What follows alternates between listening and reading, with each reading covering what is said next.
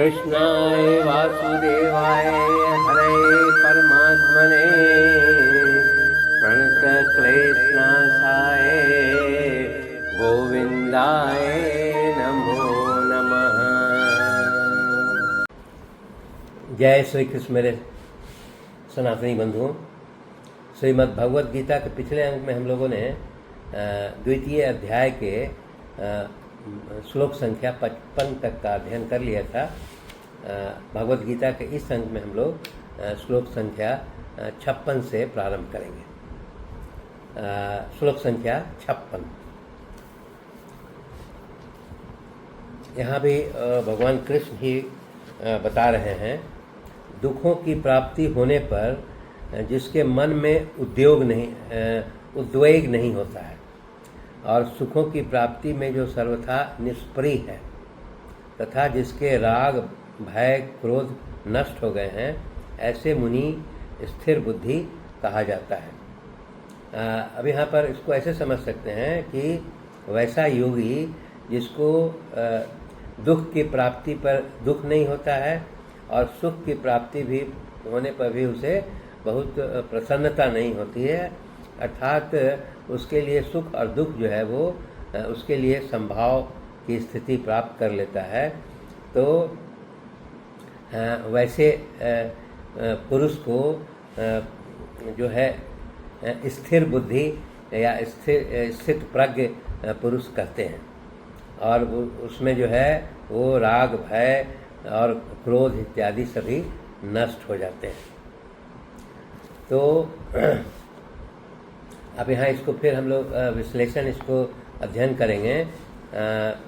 जिसकी बुद्धि परमात्मा के स्वरूप में अचल स्थिर हो जाती है, उस परमात्मा को प्राप्त हुए महापुरुष साधारण दुखों की तो बात ही क्या, भारी से भारी दुख होने पर भी उस स्थिति से विचलित नहीं होते हैं। तो वही पहला गुण जो बता रहे हैं कि स्थित प्रज्ञ पुरुष का गुण ये है कि वो कठिन से कठिन दुख की प्राप्ति होने पर भी वो विचलित नहीं होते हैं। यहाँ पर जो है कि एक शब्द है सुखेषु विगत स्प्री। तो इसको ऐसे समझ सकते हैं कि जब योगी जो है वो सुख और दुख दोनों में समान स्थिति में रहता है तो उसके लिए सुखेषु विगत स्पृह शब्द का प्रयोग किया गया है। अर्थात इसमें अगर उसे बड़ा से बड़ा सुख भी प्राप्त होता है तभी अंतकरण में उसमें किंचित मात्र भी थोड़ा सा भी जो है वो स्पृहा का भाव उत्पन्न नहीं होता है, अर्थात वो बड़े से बड़ा सुख प्राप्त होने पर भी वो बहुत आनंदित नहीं होता है। तो उसके पश्चात जो है वो ऐसे हम समझते हैं कि वो स्थित प्रज्ञ पुरुष वो है जो सुख और दुख में समान भाव रखता है, वैसे पुरुष को स्थित प्रज्ञ पुरुष कहते हैं। अब यहाँ एक दूसरा शब्द आया है वीतराग भय क्रोध। इसका अर्थ ये है कि जब वो योगी जो है स्थिर बुद्धि हो जाता है तो उस समय उसकी वाणी में आसक्ति भय और क्रोध का सर्वथा अभाव हो जाता है। और जब ये अभाव हो जाता है तो वो किसी भी स्थिति में जो है वो न किसी प्रकार की आसक्ति उत्पन्न करता है और वो न कभी उसमें भय हो सकता है और न वो क्रोध करता है। अर्थात जो है राग भय और क्रोध ये तीनों नष्ट हो जाते हैं स्थित प्रज्ञ पुरुष में। तो ये कह करके वो स्थित प्रज्ञ पुरुष का गुण दोष बता रहे हैं। श्लोक संख्या 57। जो पुरुष स्नेह रहित हुआ उस शुभ या अशुभ वस्तु को प्राप्त होकर न प्रसन्न होता है और न द्वेष करता है, उसकी बुद्धि स्थिर है।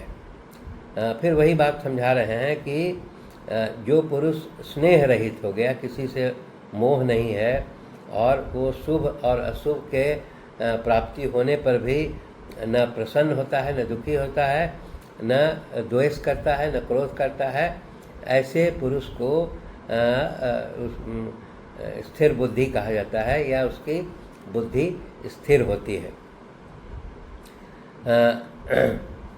अब स्थिर बुद्धि जो योगी होते हैं उसमें अभिस्नेह का अर्थात ममता पूर्वक होने वाली सांसारिक आसक्ति का सर्वथा अभाव दिखाया गया है। अर्थात जो स्थिर बुद्धि योगी है उसमें माने अभिस्नेह अर्थात किसी के प्रति ममता जो है, वो सांसारिक आसक्ति जो है उससे वो मुक्त हो जाता है, और उसका किसी भी प्राणी में ममता और आसक्ति युक्त प्रेम नहीं रहता है। तो वो बता रहे हैं कि ये आसक्ति जो है वही जो है काम, क्रोध और सारे विकारों का मूल है। इसके पश्चात फिर है कि शुभाशुभम एक शब्द इसमें है। तो वास्तव में स्थिर बुद्धि योगी का संसार की किसी भी वस्तु में अनुकूल या प्रतिकूल भाव नहीं रहता है, तो उसके लिए शुभाशुभम शब्द का प्रयोग किया गया है। समझने का ये अर्थ है कि जो स्थिर बुद्धि योगी है उसमें इस संसार में किसी भी वस्तु के प्रति प्रेम या घृणा का भाव नहीं रहता है, इसीलिए वो उसके लिए शुभाशुभम का प्रयोग किया गया है शब्द का।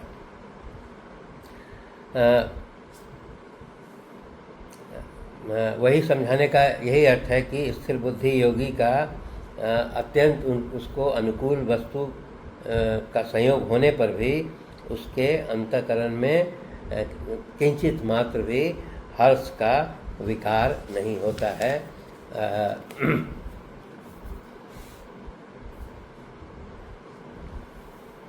उसी प्रकार जो है स्थिर बुद्धि योगी का अत्यंत प्रतिकूल वस्तु के साथ संयोग होने पर भी उसमें अंतःकरण में किंचित मात्र भी द्वेष भाव उत्पन्न नहीं होता है। इसको ऐसे समझ सकते हैं कि वस्तु की प्राप्ति में, किसी भी वस्तु की प्राप्ति में स्थिर बुद्धि योगी का जो है वो वस्तु की प्राप्ति में सम, शांत और निर्विकार रहता है। फिर इसको ऐसे समझते हैं जिसके अंतःकरण और इंद्रियों में किसी भी वस्तु या प्राणी के संयोग वियोग में किसी भी घटना से किसी प्रकार तनिक भी विकार कभी न होता ही है, उसको स्थिर बुद्धि योगी समझना चाहिए। तो ये कहने का मतलब है किसी भी प्राणी के संयोग और वियोग की घटना से भी जो है उसमें किसी भी प्रकार का तनिक भी विकार उत्पन्न नहीं होता है, तो ऐसे योगी को स्थिर बुद्धि समझना चाहिए। श्लोक संख्या 58। और फिर भगवान कृष्ण ही बोल रहे हैं, और कछुआ सब ओर से अपने अंगों को जैसे समेट लेता है, वैसे ही जब पुरुष इंद्रियों के विषय से इंद्रियों को सब प्रकार से हटा लेता है, तब उसकी बुद्धि स्थिर हो जाती है। यहाँ पर उदाहरण दे रहे हैं कि जिस प्रकार जो है कछुआ अपने सभी अंगों को अपने अंदर समेट लेता है, उसी प्रकार जो स्थिर बुद्धि योगी है वो अपने सभी इंद्रियों को उसके विषयों से हटा लेता है। तो इसको बाद में हम लोग देखेंगे कि इंद्रियों को जो हमारे जितने कर्मेंद्रियां हैं उसको किसी भी भोग की ओर आकर्षित न होने देना, तथा उन इंद्रियों में मन और बुद्धि को विचलित करने की शक्ति नहीं रहने देना, अर्थात उसको अपने सभी इंद्रियों को नियंत्रित कर लेना ही वो उसमें गुण आ जाता है स्थिर प्रज्ञ या स्थिर बुद्धि योगी में। वो ये बता रहे हैं कि हमारी जो इंद्रियां हैं वो इंद्रियां जो है वो हमेशा जो है विभिन्न विषयों जो उनके विषय हैं विषयों की ओर दौड़ती रहती हैं। इसी कारण साधारण मनुष्य स्वप्न में और मनोराज्य में इंद्रियों द्वारा सूक्ष्म विषयों का उपभोग करता रहता है। यहाँ सर्वस्व पद का प्रयोग करके इस प्रकार विषय भोग से भी इंद्रियों को सर्वदा हटा लेने की बात कही गई है। अब यहाँ पर भगवान श्री कृष्ण का कहने का अर्थ है कि अगर मान लीजिए हमने सभी इंद्रियों को अपने नियंत्रण में कर लिया, लेकिन मानसिक दृष्टि से उस पर चिंतन, विभिन्न प्रकार के जो इंद्रियों से संबंधित भोग हैं उसके संबंध में चिंतन करते रहते हैं, तो वो भी स्थित प्रज्ञ जो योगी है वो चिंतन को भी नियंत्रित कर लेता है। तो वैसा व्यक्ति ही स्थित प्रज्ञ योगी है। अर्थात वो ये बता रहे हैं कि उस प्रकार का योगी जो बाहरी रूप से इंद्रियों को तो अपने नियंत्रण में कर लेता है, इसके साथ साथ जो है अपने मन को भी उन इंद्रियों के विषय से दूर रखता है, और इस प्रकार जो वश में की हुई अपनी इंद्रियों को सर्वथा अपने विषयों से हटा लेता है, उसी को स्थिर बुद्धि कहा जाता है। जिसकी इंद्रियां वश में नहीं हैं उसकी बुद्धि स्थिर नहीं रह सकती, क्योंकि इंद्रियां मन और बुद्धि को बलात् जो है विषय सेवन में लगा देती है। तो यहाँ पर कहने का ये मतलब है कि इंद्रियों के नियंत्रण के साथ जो है मन में भी जो है उस इंद्रियों से विषय का सेवन को नियंत्रित करना ही वो स्थित प्रज्ञ योगी का लक्षण है। श्लोक संख्या 59। इंद्रियों द्वारा विषयों को ग्रहण न करने वाले पुरुष के भी केवल विषय तो निवृत्त हो जाते हैं, परंतु उसमें रहने वाली आसक्ति निवृत्त नहीं होती है। इस स्थित प्रज्ञ पुरुष की तो आसक्ति भी परमात्मा का साक्षात कर करके निवृत्त हो जाती है। अब उसमें ये कह रहे हैं कि मान लीजिए कि भोजन का त्याग कर देते हैं, निराहार हो जाते हैं, तो उससे केवल जिह्वा से जो है वो जिह्वा नामक जो इंद्रिय है उससे उसकी विषय की निवृत्ति हो जाती है। परंतु उसी प्रकार जो है वो जितने भी कर्मेंद्रियां हैं उसके विषय जो है वो आप उससे बाहरी रूप से मुक्त हो जाते हैं, परंतु जो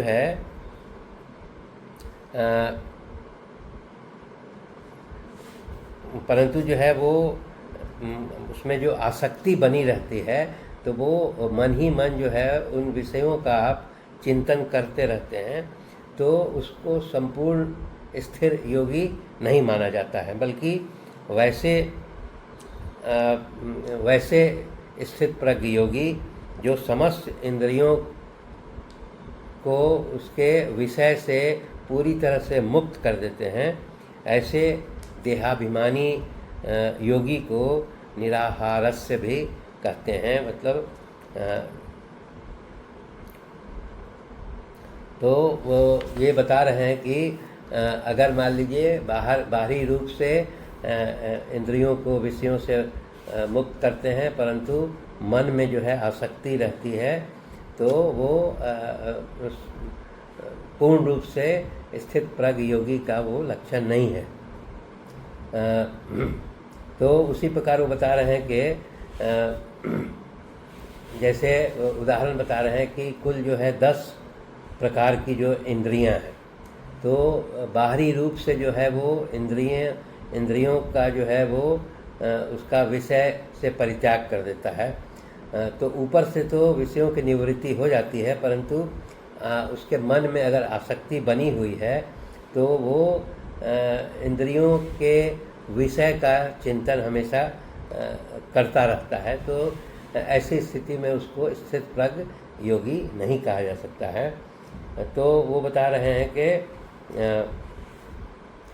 जब तक जो है उन विषयों का पूर्ण रूप से परित्याग नहीं कर दिया जाए तो उसमें आसक्ति बनी रहती है। इसीलिए वो बता रहे हैं कि जो स्थित प्रज्ञ योगी है उसमें किसी भी सांसारिक पदार्थ में जरा भी आसक्ति नहीं रहती है। तो वही कहने का अर्थ है कि इंद्रियों को विषयों से मुक्त करने के साथ साथ जो है उसमें सभी विषयों में आसक्ति को पूर्ण रूप से समाप्त करना भी आवश्यक है। तभी जो है वो मनुष्य जो है स्थित प्रज्ञ योगी का पद प्राप्त कर सकता है। धन्यवाद। शेष अगले अंक।